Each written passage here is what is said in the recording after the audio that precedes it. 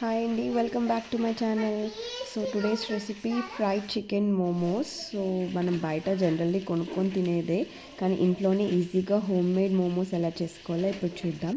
So ముందుగా ఒక బౌల్లో కొంచెం మైదా తీసుకొని కొంచెం సాల్ట్ వేసుకొని సరిపడినంత ఆయిల్ అండ్ కొంచెం కొంచెంగా నీళ్ళు వేస్తూ బాగా కలుపుకోవాలి. మరి పూరి పిండిలా కాకుండా కొంచెం సాఫ్ట్గా ఉండేటట్టు కలుపుకోవాలండి. సో దీన్ని బాగా చేతితోటి నీట్ చేయాలి. సో ఎంత నీట్ చేస్తే మనకి అంత సాఫ్ట్ మోమోస్ వస్తాయి.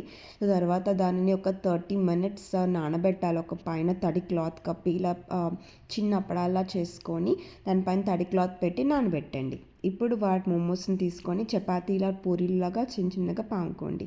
అండ్ బాగా గుర్తుంచుకోండి, మధ్యలో పిండి బాగా దలసరిగా ఉండాలి, కార్నర్స్ బాగా పలుచగా ఉండాలి. నెక్స్ట్ ఇంకా స్టఫింగ్ కోసం చికెన్ కీమా తీసుకోండి. అల్లం వెల్లుల్లి పేస్ట్, కొంచెం సాల్ట్, ధనియాల పొడి, గరం మసాలా, కొంచెం చిల్లీ పౌడర్, ఇంకా ఆనియన్స్ అండ్ ఫైనల్లీ కొత్తిమీర వేసి బాగా కలుపుకోండి. ఇప్పుడు ఇందాక పాముకున్న పూరీ పిండిని తీసుకోండి.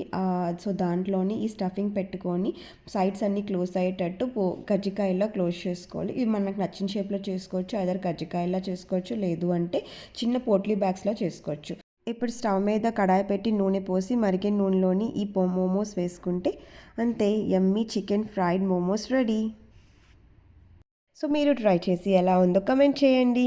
So please do subscribe my channel for more recipes.